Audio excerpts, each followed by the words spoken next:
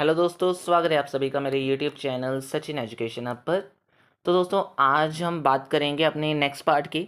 Next part मतलब जो salary income के मैंने कल आपको यानी लास्ट वीडियो में क्वेश्चंस निकालने सिखाए कि सैलरी इनकम निकलती कैसे है, और उसके 2 क्वेश्चंस आपको करवाए गए थे पार्ट 1 के अंदर। तो ऑब्वियस सी बात है, थोड़े से क्वेश्चन ज़्यादा करोगे तभी आपको अंडरस्टैंडिंग इस चैप्टर की ज़्यादा हो पाएगी। तो आज मैंने पार्ट 2 आपको कवर करवाना है, जिसके अंदर अनदर और 2 मेन इंपॉर्टेंट क्वेश्चन आपको सैलरी चैप्टर से करवाए जाएंगे, जिसमें कुछ नए नए पॉइंट्स आपको और देखने को मिलेंगे। तो अच्छे से अंडरस्टैंडिंग लीजिएगा इस चैप्टर की, और एट द एंड आपको अच्छे से क्लियर हो जाएगा कि सैलरी इनकम आप निकालते कैसे और किस चीज़ की किस तरह एडजस्टमेंट की जाती है, कैसे कौन सी एग्जामेशन मिलती है आपको। तो चलिए बिना देरी से स्टार्ट करते हैं और करते हैं अपना थर्ड क्वेश्चन आज का। लेकिन शुरू करने से पहले अगर आप में से किसी स्टूडेंट को कोई इंपॉर्टेंट नोट्स की ज़रूरत है कॉमर्स सब्जेक्ट से रिगार्डिंग, तो आप हमारे टेलीग्राम चैनल, व्हाट्सएप चैनल या वेबसाइट पे जाके नोट्स ले सकते हैं। चैनल का लिंक आपको वीडियो डिस्क्रिप्शन में मिल जाएगा। और दोस्तों, अगर किसी भी स्टूडेंट को कोई क्लासेस की रिक्वायरमेंट है, कोई कॉमर्स सब्जेक्ट से रिगार्डिंग आपको प्रॉब्लम आती है प्रैक्टिकल या थ्योरेटिकल सब्जेक्ट्स में, तो हम आपको ऑनलाइन क्लासेस भी प्रोवाइड करते हैं। डिटेल्स आपको क्लासेस की वीडियो डिस्क्रिप्शन में मिल जाएंगी। लेट्स गो जी। तो अब देखिए, अब अपना जो हम अगला क्वेश्चन शुरू कर रहे हैं आज, तो जैसे जैसे क्वेश्चंस हम कर रहे हैं वैसे वैसे इसकी इंपॉर्टेंस बढ़ती जाएगी, तो बहुत अच्छे से करिएगा, क्योंकि पहले 2 क्वेश्चंस जितने भी होंगे उससे थोड़ा एक आधा पॉइंट एक्स्ट्रा ही होने वाला है इस केस के अंदर, और एग्जाम बेस्ड क्वेश्चंस हैं। तो अच्छे से ज़रूर करिएगा, अच्छे से ज़रूर समझिएगा। ठीक है जी। तो चलिए करते हैं सबसे पहले। तो अब जैसे जैसे पॉइंट्स आएंगे वैसे वैसे हम उनको करते जाएंगे। तो सबसे पहले आपके सामने बेसिक सैलरी का पॉइंट है, तो हम वही एज इट इज़ क्या करेंगे, सबसे पहले बेसिक सैलरी अपने कैलकुलेशन मतलब सोल्यूशन वाले कॉलम में लिख देंगे। तो 3,60,000 आपको दिया हुआ है। साथ ही में लिख कर दे दिया कि डियरनेस अलाउंस है, रिटायरमेंट पर्पज़ के लिए दिया हुआ है। बाद में ज़रूर इसको ध्यान में रखिएगा, काम में आएगा। तो डियरनेस अलाउंस 40% डियरनेस अलाउंस आपको 36,000 दे दिया एज रिटायरमेंट पर्पज़ भी आपको दिया हुआ है। एज रिटायरमेंट पर्पज़ भी आपको दिया हुआ है कितना, 36,000। ठीक है जी। उसके बाद आपको बोनस, कमीशन, एडवांस सैलरी, ये भी बहुत सिंपल सिंपल बेस पे आप सभी को पता है कि बोनस भी आ जाएगा, कमीशन भी मिलता है एक एम्प्लॉय को, तो वो भी उसके लिए एक इनकम ही है, सैलरी का पार्ट है। और एडवांस सैलरी सरकार ने बताया हुआ है, ड्यू और advance which ever is earlier, जब भी आपको सैलरी मिल रही है या ड्यू हो रही है, which ever is earlier will be taxable, इसीलिए एडवांस सैलरी भी टैक्सेबल ज़रूर हो जाएगी। तो ये तीनों के तीनों पॉइंट मैं यहाँ एज इट इज़ लिख रहा हूँ, क्योंकि ये तीनों की तीनों इनकम जो है वो as it is as a part of employ आपको यहाँ ज़रूर लिखनी है, क्योंकि तीनों ही उसके लिए टैक्सेबल इनकम का मतलब टैक्सेबल सैलरी का पार्ट बन जाएंगी। आई होप आपको ये चीज़ अच्छे से अब क्लियर हो गई है। ठीक है, ये लो मैं यहाँ से रिमूव कर देता हूँ, वहाँ डाल दिया मैंने। पांचों की पांचों चीज़ें समझ आ गई होंगी, क्योंकि पांचों ही चीज़ें एक तरह से टैक्सेबल सैलरी बनने वाली हैं, क्योंकि पांचों एक तरीके से मेन इनकम्स हैं जो उनकी होती हैं। अब देखिए, अगला पार्ट है एम्प्लॉयर ने कंट्रीब्यूट करा आरपीएफ में। मैंने लास्ट क्वेश्चंस में भी बार बार बताया आरपीएफ में, अब ध्यान दो जरा, एक minute. Employer and employ contribution, अब ध्यान देना, यहाँ ईच दिया है, तो कंफ्यूज मत हो जाना कि मल्टीप्लाई बस 2 मत कर देना। क्यों? क्योंकि एम्प्लॉयर का ही लिया जाएगा आरपीएफ में कंट्रीब्यूशन, एम्प्लॉय का नहीं लिया जाएगा। Why not? क्योंकि सर जो एम्प्लॉयर ने बेनिफिट दिया होगा वही तो कंसीडर करेंगे ना हम। एम्प्लॉय ने खुद अगर कोई चीज़ करी है तो वो वहाँ मतलब वो टैक्सेबल सैलरी का पार्ट नहीं बनने वाली। ठीक है, तो इसीलिए अगर एम्प्लॉयर ने कोई कंट्रीब्यूशन किया है तो आरपीएफ तो वही सिर्फ यहाँ पे लिया जाएगा, जो कि 48,000 एक जने का बनता था। ठीक है ना। तो अब आपको भी पता है कि मैंने लास्ट क्वेश्चन में भी बताया, there is an exemption in this case, तो 12% ऑफ सैलरी क्या कर दिया जाएगा, एग्जेम्प्ट कर दिया जाएगा। अब ध्यान दीजिएगा, सैलरी का मतलब मैंने बताया हुआ है, बेसिक सैलरी लेना है, डीएनएस अलाउंस रिटायरमेंट के लिए लेना है, प्लस कमीशन भी परसेंटेज में लेना है। मतलब जो अगर कमीशन दिया भी होगा तो कौन से वाला कमीशन लेना है, नॉर्मल कमीशन नहीं लेना, as a sale fix percentage वाला अगर कमीशन आपको दिया होगा वही लेना है। तो सर इस क्वेश्चन में क्या होने वाला है, ध्यान से करिएगा। सबसे पहले बात आती है कि बेसिक सैलरी बिल्कुल है, डीएनएस अलाउंस रिटायरमेंट में है, यस सर वो भी दिया हुआ है। क्या कमीशन परसेंटेज में दी हुई है? नहीं दी हुई, तो 60,000 परसेंटेज कमीशन नहीं है तो वो नहीं लिया जाएगा, this is just normal commission, तो वो नहीं लिया जाएगा। इसका मतलब हम 12% कवर करेंगे किस चीज़ का, सिर्फ और सिर्फ 3,60,000 का प्लस 36,000, यानी दोनों को ऐड करके 396 लाख जो बनेगा आपका, उसका 12% करके आपका ये आंसर आ जाएगा। और जितना भी बैलेंस बचेगा वो आपके लिए टैक्सेबल इनकम मानी जाएगी। आई होप आपको ये चीज़ अच्छे से क्लियर हो गई है। अब अच्छे से आगे बढ़ते हैं। तो अगला पॉइंट है आपके पास स्पेशल अलाउंसेस। टैक्सेबल है, इतना तो नाम से क्लियर हो जाता है कि कोई भी टैक्सेबल मतलब कोई भी पार्शियल कैटेगरी में अगर आपको याद है कि कोई भी अलाउंस उस कैटेगरी में अगर आपके माइंड में है, वो नहीं है, तो मतलब जितने भी नए नए अलाउंसेस आप पढ़ोगे ना, बस एक बार पार्शियल की लाइन याद रख लेना, मीन्स पार्शियल टैक्सेबल वाले याद रख लेना पॉइंट्स। उसके अलावा अगर कोई नाम आपको दिखेगा तो वो फुली टैक्सेबल अलाउंस ही ज़्यादातर माना जाता है। तो 24,000 आपको ये दिया गया था, हमने वो भी टैक्सेबल कर दिया। उसके बाद आपको क्या मिला, HRA। अब ये ध्यान से करिएगा, HRA की दोबारा से मैं आपको याद दिला रहा हूँ, कुछ एक एग्जाम्शन मिलती है क्योंकि हम ये क्वेश्चन ओल्ड रिजीम में कर रहे हैं। तो HRA अगर नई रिजीम में होता, HRA अगर नई रिजीम में होता तो कहीं ना कहीं इसमें आपको क्या मिल जाती, फुल एग्जाम्शन मिल जाती, सॉरी फुल टैक्सेबल हो जाता, means HRA under new regime या फुली टैक्सेबल हो जाता। पर ऐसा नहीं है, ऐसा नहीं है। वर्किंग नोट के अनुसार इसकी कुछ एग्जाम्शन आपको दी जाएगी, इसकी कुछ एग्जाम्शन आपको दी जाएगी। तो कितनी एग्जाम्शन ओल्ड रिजीम में अलाउडेड है HRA के लिए, वो हमने पढ़ना है। वो हमने वैसे पढ़ा हुआ है एक सेपरेट वीडियो के अंदर, तो मैंने यहाँ पे आपको उसका एक आइडिया दे दिया क्या करा था हमने। देखो HRA 1,20,000 मिल रहा है, उसमें से सरकार ने कहा एग्जाम्शन के लिए आपको ये 3 चीज़ें क्या करनी पड़ेंगी, सेक्शन 10(13)A के अंदर एक तरीके से कैलकुलेट करनी पड़ेंगी, और जो सबसे कम अमाउंट आएगी उसको HRA रिसीव में से माइनस कर दीजिएगा, और जो बच जाएगा वो टैक्सेबल वैल्यू बन जाएगी। तो बस हमने सबसे पहले पॉइंट क्या देखा, HRA जितना मिला वो लिख दिया। सेकेंड पॉइंट है कि जितना रेंट पे किया गया उसमें से सैलरी का 10%, ठीक है, माइनस कर दीजिएगा। तो अब देखो ज़रा यहाँ पे क्वेश्चन में लिखा हुआ है कि रेंट कितना पे हुआ, 12,000 पर महीना, मतलब 1,44,000। तो रेंट कितना बन गया आपका, 1,44,000। अब सैलरी का मीनिंग बिल्कुल वही रहेगा जो प्रोविडेंट फंड में हमने कैलकुलेट करा, बिल्कुल वही, बिल्कुल वही। तो एज यूजुअल आपने क्या करना है कि जो आपका बना यहाँ पे सैलरी वही आपने ले लेनी है। सैलरी आपकी कितनी बनी, 3,96,000, जो ऊपर बनी थी वही यहाँ बन गई। उसमें हमने 12% लिया था RPF एग्जाम्शन के लिए, यहाँ पे 10% करना है सैलरी का। तो मैंने 10% कर दिया, 39,600 आ जाएगा, और रेंट पेड में से इस वाले को माइनस करके कितना बन गया, 1,04,400। उसके बाद अब अगला थर्ड पॉइंट है, ये था मेट्रो सिटी के अदर सिटी। तो अगर आप अदर सिटी में रहते हो तो 40% लेना है सैलरी का, और अगर आप मेट्रो में रहते हो तो 50% लेना था सैलरी का। इतना आपको याद होना चाहिए कि हम कहाँ रह रहे हैं, कटक में। तो कटक मेट्रो सिटी नहीं है, दिल्ली, कोलकाता, मुंबई, चेन्नई को छोड़कर और कोई भी जगह मेट्रो सिटी नहीं है। तो this is a non metro city. तो अगर नॉन मेट्रो सिटी है तो क्या करोगे आप, 40% लगा दोगे उसी सैलरी का जो हमने नीचे निकाल ली है। तो बस 40% हमने लगा दिया। बीच में सबसे लोअर ऑफ कौन सा है, सेंटर वाला, तो हमने उसको बाहर आउटसाइड लिख दिया, ऊपर वाली वैल्यू में से माइनस कर दिया, और जो रिमेनिंग वैल्यू बच जाएगी वो हमारी टैक्सेबल वैल्यू मान ली जाएगी।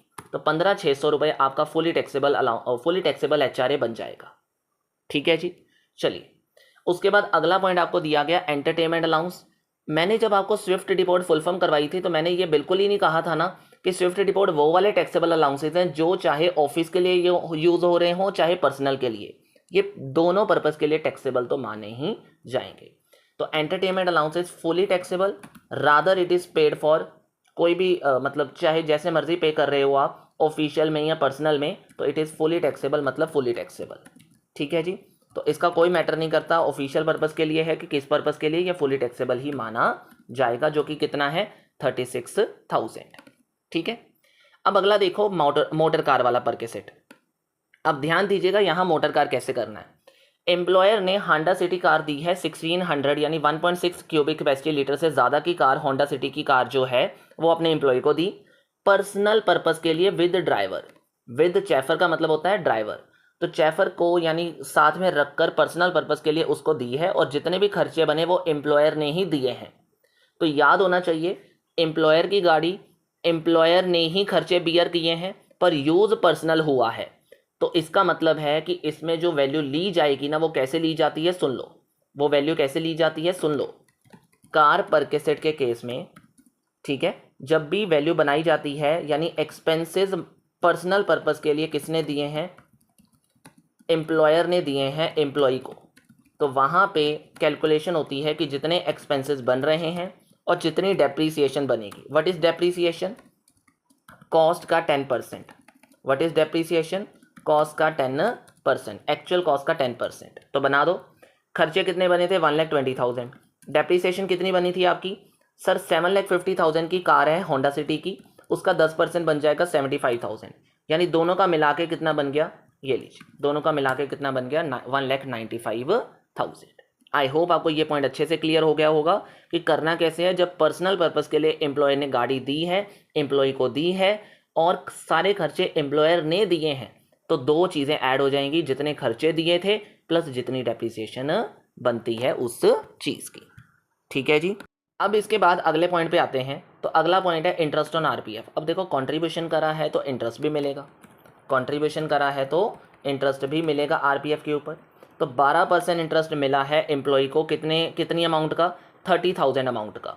तो मैंने कल ही इसकी कैलकुलेशन बताई थी आपको लास्ट वीडियो के अंदर कि इसमें भी एग्जेम्पशन मिलेगी आपको। और एग्जेम्पशन कितनी मिलती है? 9.5%, 9.5% सैलरी का। अब पॉइंट ये कहता है कि 12% वैल्यू कितनी बन रही है? 12% वैल्यू बन रही है 30,000। तो कैसे कैलकुलेशन होगी? 30,000 की वैल्यू 12% पे बन रही है, चाहिए हमें 9.5 पे। तो जो हमें देखो 30,000 की वैल्यू है किस पर थी? 12%, तो वो डिवाइड हो जाएगा। हमें चाहिए कौन सा आंसर? 9.5, तो वो मल्टीप्लाई हो जाएगा, वो मल्टीप्लाई हो जाएगा। तो कितनी वैल्यू एग्जाम्प्ट हो गई? 23,750। तो जितना बैलेंस बच जाएगा 6250, वो हमारी पूरी वैल्यू इंटरेस्ट क्या हो जाएगा? टैक्सेबल हो जाएगा। ठीक है जी। इसके बाद अगला पॉइंट है आपके सामने, during the year employer company provided him free club facility. मैंने जब परकेसेट की सारी डिटेल्स आपको बताई थी, तो क्लब फैसिलिटी आपको उसमें बताया था कि अगर फ्री में एम्प्लॉयर ने एम्प्लॉय को दी है तो एक बेनिफिट की तरह वो माना जाता है। तो जो भी बेनिफिट आपको मिल रहा है, चाहे वो फ्री में मिल रहा है, पर वो एक बेनिफिट तो है ना, वो एक परकेसेट तो है ना, वो एक इंसेंटिव तो है ना। तो इसीलिए पूरा का पूरा 24,000 क्या माना जाएगा? आपके लिए टैक्सेबल वैल्यू मानी जाएगी। This is the fully taxable purchase. ठीक है। लेकिन इसके साथ ही लिख कर दे दिया था कि फ्री लंच फैसिलिटी भी प्रोवाइड की गई है 300 दिनों के लिए, 150 रुपये पर मील पर डे के हिसाब से। तो बस कर देते हैं इसको भी। फिर क्या हुआ? तो पर मील पर डे लंच फैसिलिटी दी है, lunch to employ by employer. ठीक है। तो कितना मिल रहा है? 300 दिनों का 150 रुपये के मुताबिक मिल रहा है। तो कितना बन गया? 45,000 बन गया। अब ध्यान दीजिएगा ज़रा, इसमें एग्जेम्पशन दी जाती थी एक एम्प्लॉय को कि 50 रुपये एक दिन का मील आपको माफ़ है, और 300 दिनों के लिए कितना मील माफ़ हो गया आपको? 15,000 रुपये का। इसका मतलब जो रिमेनिंग बच जाएगा आपका, वो क्या माना जाएगा? टैक्सेबल मील माना जाएगा, टैक्सेबल लंच माना जाएगा। ठीक है जी। अब उसके बाद अगला पॉइंट देखिएगा, लास्ट पॉइंट क्या बोल रहा है? इंटरेस्ट फ्री लोन 18,000 मिला है एक एम्प्लॉय को अपने एम्प्लॉयर से, मीन्स लोन दिया था, उसका इंटरेस्ट कितना बना? 18,000 रुपये। मोटरसाइकिल के लिए लोन लिया गया था। यहाँ तक पहले रुक जाओ, पहले इतना ही पढ़ लो। 18,000 का लोन मोटरसाइकिल के लिए एक एम्प्लॉय ने अपने एम्प्लॉय को दिया। अब इंटरेस्ट फ्री लोन है ये। अब एक सिंपल सी ध्यान में याद रखिएगा बात, जब मैंने परकेसेट इसका बताया था ना, इंटरेस्ट फ्री लोन जब मैंने आपको बताया था, तो एक पॉइंट याद रखिएगा ज़रा यहाँ पे, अप टू 20,000 ये एग्जेम्प्टेड है। क्या है? अप टू 20,000 ये चीज़ एग्जेम्प्टेड मानी जाती है। तो ये लीजिए, 18,000 का इंटरेस्ट था ना, तो ये एग्जेम्प्टेड माना जाएगा। लेकिन सर उसके साथ में कुछ और लिख दिया कि नवंबर के महीने में उसके फादर बीमार हो गए, और जिस बीमारी से वो बीमार हुए हैं उनका मेडिकल ट्रीटमेंट चल रहा था, और वो बीमारी है स्पेसिफाइड डिसीज़ जो इनकम टैक्स के अंदर बताई गई है। तो उसका भी लोन उसने लिया था अपने एम्प्लॉयर से, और उसका इंटरेस्ट कितना बनता है? 50,000, जो कि इंटरेस्ट फ्री लोन है। तो ध्यान दीजिएगा, जितने भी स्पेसिफाइड डिसीज़ की बात की जाती है ना इनकम टैक्स के अंदर, तो समझो वहाँ पे कोई भी अमाउंट है वो एग्जेम्प्टेड मानी जाती है। यानी स्पेसिफाइड डिसीज़ के लिए कोई भी अमाउंट अगर आप ले रहे हो किसी से भी, तो सरकार उसके ऊपर कोई टैक्स लगाना पसंद नहीं करती।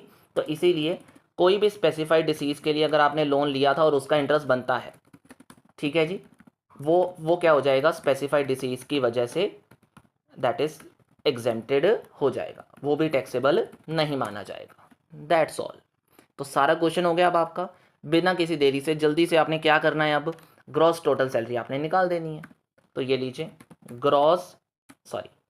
तो आपने क्या निकाल देना है? ग्रॉस सम निकाल देना है पूरी सैलरी का कितना बनता है। तो ये सारी चीज़ें ऐड ऑन करने के बाद आपका क्या बन गया, ये बन गया 8,86,330 आपका आंसर बन गया। ठीक है, अब इसमें आपने क्या करना होता है, स्टैंडर्ड डिडक्शन माइनस करनी होती है, स्टैंडर्ड डिडक्शन माइनस करनी होती है। तो स्टैंडर्ड डिडक्शन आपकी कितनी मिलती है, आपको ओल्ड हो या न्यू हो आपको 50,000 तो मिलेगा ही मिलेगा। और दो डिडक्शन और होती हैं, एंटरटेनमेंट अलाउंस जो कि गवर्नमेंट एम्प्लॉय को मिलती है, और प्रोफेशनल टैक्स आप चाहे एम्प्लॉय हो कि एम्प्लॉयर अगर पे किया गया है तो मिलती है, लेकिन यहाँ पे कुछ भी नहीं मिलेगा। तो फाइनल टैक्सेबल सैलरी कितनी बन गई, इसको 50,000 को माइनस करने के बाद 8,36,330 आपकी फाइनल टैक्सेबल सैलरी बन जाएगी। तो this is all about this question. हाँ जी, तो देखिए अब आपने नेक्स्ट क्वेश्चन देखिएगा। Mister Balaji employed as a production manager of the Beta Limited, and उसने आपको कुछ इन्फॉर्मेशंस दी हैं जिसको हमने ध्यान में रखकर करना है। तो सबसे पहले जो इंपॉर्टेंट पॉइंट है यहाँ पे वो है बेसिक सैलरी। अब देखिए बेसिक सैलरी अप टू 31 दिसंबर तक आपको 50,000 पर मंथ मिलती थी, पर मिस्टर बालाजी को 1 जनवरी के बाद आप जो पर मंथ सैलरी है वो बढ़कर 10,000 और बढ़ गई, यानी 60,000 मिलने लग गई।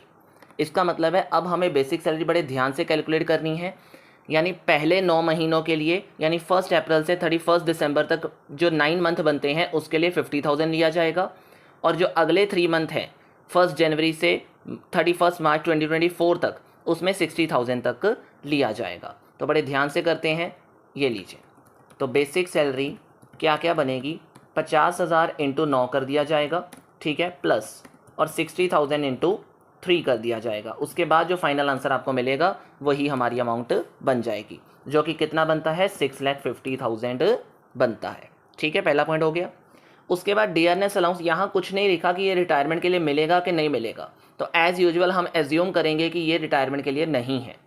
ठीक है, अब देखिए डियरनेस अलाउंस 40% मिलेगा सैलरी का, तो जितना भी डीए है it is a 40% of salary, right. तो 40% आपने किसका ले लिया, इसी चीज़ का ले लिया जो आपका आंसर आया है, तो दिस इज द 40%। ठीक है, उसके बाद अगला पॉइंट क्या आ रहा है आपके पास, बोनस। अब ध्यान देना ज़रा, bonus is equal to 1 month salary. Bonus आपका 1 मंथ सैलरी के बराबर है, और वो कौन से महीने की सैलरी है, कब पे किया गया बोनस, अक्टूबर के महीने में बेसिक सैलरी और डीएनएस अलाउंस दोनों को ऐड करने के बाद। तो अब ध्यान दीजिएगा, अक्टूबर के मंथ में कब आएगा अक्टूबर मंथ, जब 50,000 की सैलरी मिल रही होगी उसको, राइट। तो अक्टूबर के मंथ में उसको बोनस मिला, bonus paid in month of October, जब उसकी सैलरी कितनी थी पर मंथ, ये लीजिए, तब उसकी सैलरी थी 50,000 पर मंथ, प्लस उसमें डीएनएस अलाउंस 40% ले लिया जाएगा, किसका, इसी चीज़ का, क्योंकि डीएनएस अलाउंस भी तो 50,000 का ही बनेगा ना। एक महीने की सैलरी अगर 50,000 उसको बोनस के वे में मिल रही है, तो उसने बताया था कि डीएनएस अलाउंस भी उसी का ही लेना है, मतलब डीएनएस अलाउंस भी सैलरी के ऊपर डिपेंड है, तो 40% उसका ले लिया जाएगा। तो फाइनल आपका आंसर क्या बन गया, दैट इज 70,000। क्या बन गया, 70,000। ठीक है जी। उसके बाद आपके पास है contribution by the employer to RPF. ये मैं बहुत बार करवा चुका हूँ, पॉइंट आई होप आपको ये चीज़ अब अच्छे से क्लियर होनी चाहिए कि अगर आरपीएफ में एम्प्लॉयर कंट्रीब्यूट करेगा तो वहाँ पे वो जितना भी कंट्रीब्यूट कर रहा है, जो कि इस क्वेश्चन में कितना लिखा है, 16% ऑफ बेसिक सैलरी। तो बेसिक सैलरी का 16%, तो जितनी भी बेसिक सैलरी है उसका 16% हमने डाल दिया as a contribution. As a contribution हमने, एक सेकेंड, हाँ जी, एज अ कॉन्ट्रीब्यूशन हमने 16% डाल दिया। पर you know very well there is an exemption in this case, exemption मिल रही है आपको ऑन आरपीएफ, जो कि कितनी है, 12% ऑफ सैलरी, 12% ऑफ सैलरी। और क्योंकि सैलरी का मीनिंग यहाँ पे यू नो वेरी वेल सिर्फ बेसिक सैलरी कवर होने वाला है, क्योंकि मैं बता चुका हूँ कि डीएनएस अलाउंस रिटायरमेंट में आने नहीं वाला, कमीशन परसेंटेज दिया नहीं है, तो एज यूजुअल बेसिक सैलरी का ही क्या लिया जाएगा, 6,50,000 का ही 12% एग्जाम्प्ट कर दिया जाएगा, और जो रिमेनिंग बचेगी वैल्यू वो आपकी टैक्सेबल वैल्यू मानी जाएगी। ठीक है जी, लेट्स गो। अब देखिए प्रोफेशनल टैक्स 2,500 पे किया गया इन टोटल में 2,500 पे किया गया, और 2,000 रुपये। अब पहले एक बार ये भी देख लेते हैं, कि हमने जो क्वेश्चन शुरू करा है वो ओल्ड है कि न्यू। वैसे तो स्टार्टिंग में मैंने देख लिया, बट आपने भी देख के चलना है कि this question is old regime. उसका मैं मतलब अब बाद में बताऊंगा क्यों मैंने देखा। फिलहाल के लिए अब हम अपना क्वेश्चन दोबारा कंटिन्यू कर रहे हैं। प्रोफेशनल टैक्स 2,500 रुपये पे किया गया, और उसमें से एम्प्लॉयर ने 2,000 पे किया है, उसमें से एम्प्लॉयर ने 2,000 पे किया है। तो एम्प्लॉयर ने जो पे किया होगा ना वो एक बेनिफिट है एक एम्प्लॉय के लिए, ठीक है ना। तो इसी वजह से जितना एम्प्लॉयर ने पे करा था ना 2000 वही लिया जाएगा और कुछ नहीं लिया जाएगा। मतलब 2500 की बजाय सिर्फ 2000 लिया जाएगा, क्योंकि जितना एम्प्लॉयर ने पे किया होगा वही एक बेनिफिट की तरह देखा जाएगा, ठीक है। उसके बाद देखिएगा आप ज़रा, ये वाला भी एक परकेसिटी मिल रहा है किसको, एक एम्प्लॉय को। तो अब ध्यान सुनिएगा कि एक एम्प्लॉयर ने लैपटॉप और कंप्यूटर यूज़ करने के लिए दे दिया किसको, अपने एम्प्लॉय को। अगर आप सभी को याद होना चाहिए, मैंने जब बताया था यूज़ ऑफ मूवेबल एसेट वाला परकेसेट वाली वीडियो में, जब यूज़ ऑफ मूवेबल एसेट वाला परकेसेट बताया था तो मैंने ये दो चीज़ें बताई थी कि अगर कंप्यूटर और लैपटॉप यूज़ करने के लिए मिलेंगे, चाहे वो ऑफिशियल यूज़ है चाहे पर्सनल है, इट विल बी एग्जेम्प्टेड। लेकिन अगर अदर केस में आता है, यानी कोई और मूवेबल एसेट आती है, तो उसकी वैल्यू ज़रूर कैलकुलेट की जाएगी। तो सर इसका मतलब ये हुआ कि जो लैपटॉप हैं और कंप्यूटर्स हैं, अगर वो ऑफिशियल पर्पस के लिए यहाँ यूज़ किए गए हैं तो क्या हो जाएंगे, फुली एग्जेम्प्ट हो जाएंगे। ये आपको मैंने अभी अभी बता दिया, उसका भी रीज़न आप वो वाला परकेसेट याद करके यहाँ कर सकते हो। उसके बाद अगला पॉइंट है motor car owned by the company. Motor car owned by the company, as you know very well, ये भी बहुत बार होने वाला परकेसेट है जो हमने यहाँ पे बताना है आपको। तो मोटर कार के लिए 1.6 क्यूबिक कैपेसिटी से ज़्यादा है तो बड़ी कार मिल रही है ना यहाँ पे एम्प्लॉय को। तो बड़ी कार पर्सनल और ऑफिस दोनों पर्पस के लिए मिल रही है और एम्प्लॉयर ने यहाँ सारे खर्चे किए हैं, एम्प्लॉयर ही सारे खर्चे पे कर रहा है। तो मैंने आपको बताया हुआ है कि अगर एम्प्लॉयर की गाड़ी है, एम्प्लॉयर ही सारे खर्चे दे रहा है, तो सरकार ने खुद उसकी वैल्यू बताई है कि आपने बड़ी कार की गाड़ी जो होगी वो 2400 पर मंथ के साथ टैक्सेबल बनाना है कार परकेसेट को।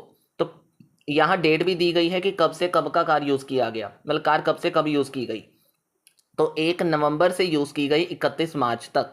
इसका मतलब ये हुआ कि जो कार परकेसेट है आपको वो 5 महीने का मिला, वो 5 मंथ्स का मिला, और वो वैल्यू कितनी ली जाएगी 2400 पर मंथ, क्योंकि यहाँ ड्राइवर है नहीं तो उसकी वैल्यू यहाँ पे ऐड साथ में नहीं की जाएगी। तो 5 मंथ के लिए 2400 आपकी क्या हो जाएगी, वैल्यू टैक्सेबल हो जाएगी। छोटी कार होती तो 1800 हो जाता, स्मॉल कार होती तो 1800 टैक्सेबल है, या राइट। चलिए उसके बाद अगला पॉइंट है आपके सामने, last point is leave travel concession. अब देखो लीव ट्रैवल कंसेशन में आपको सीधे सीधे बता देता हूँ, नई रिजीम के अंदर ये फुली क्या है, एग्जेम्प्टेड है। ये पूरा का पूरा टैक्सेबल हो चुका है। क्या हो चुका है, पूरा का पूरा टैक्सेबल, फुली टैक्सेबल हो चुका है। Leave travel concession fully taxable हो चुका है नई रिजीम के अंदर। But in the old regime यहाँ पे आपको कुछ एग्जेम्पशन मिल जाती थी, लेकिन वो एग्जेम्पशन ध्यान से सुनना, वो अलाउड होती थी सिर्फ 2 बच्चों के लिए। यहाँ उसने बता दिया एक डॉटर और ट्विन सन्स। अब मेरी बात ध्यान से सुनिएगा, उसने नीचे लिखकर भी दे दिया कि Balaji is eligible for exemption as per law. No doubt वो लॉ के लिए एग्जेम्प्टेड हैं, तो हम उसको एग्जेम्प्ट बना देंगे। लेकिन उससे पहले ये ज़रूर देख के चलना, मैं आपको इसलिए बता रहा हूँ क्योंकि जितने भी खर्चे हैं एयर टिकट के वो सिर्फ 2 बच्चों तक अलाउडेड है।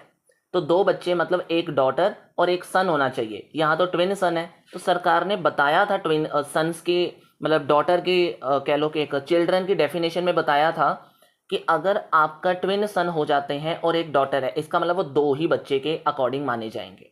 मतलब ट्विन बच्चों को एक ही बच्चे के साथ कंपेयर किया जाएगा। इसलिए इसका मतलब क्या हुआ कि यहाँ पे जो 3 चिल्ड्रन लिखा भी हुआ है, it will be consider as 2 children, क्योंकि ट्विन सन है। आई होप आपको ये समझ में आ गया, ठीक है। तो इसीलिए सरकार ने आपको यहाँ एग्जेम्पशन अलाउ भी कर दी और वो अलाउड एज पर लॉ भी दिख रही होगी आपको। तो मैंने अच्छे से बताया, ये चीज़ ध्यान से कर लीजिएगा, ठीक है जी। तो लीव ट्रैवल कंसेशन आपको मिल रही है और जितनी भी मिल रही है you will just allowed it as a exemption. तो बस एग्जेम्पशन आपने कर देनी है। तो जितना फाइनल आंसर बन जाएगा वो आपकी ग्रॉस सैलरी इनकम आपकी मानी जाएगी। तो सभी को ऐड कर दिया मैंने। तो ग्रॉस सैलरी इनकम बन गई 10,20,000 रुपये। ये लीजिए, ग्रॉस सैलरी इनकम आपकी बन गई 10,20,000 रुपये। इसमें से क्या किया जाएगा, एग्जेम्पशंस को लेस कर दिया जाएगा, डिडक्शंस को लेस कर दिया जाएगा अंडर सेक्शन 16। क्योंकि ये ओल्ड रिजीम है तो 3 तरह की एग्जेम्पशन आपको मिल सकती है। स्टैंडर्ड डिडक्शन, वो ओल्ड हो या न्यू हो दोनों में मिलेगी, 50,000 रुपये। इसके अलावा एंटरटेनमेंट अलाउंस सिर्फ गवर्नमेंट एम्प्लॉय को मिलती है तो वो यहाँ नहीं है, तो इस वजह से वो नहीं मिलेगी।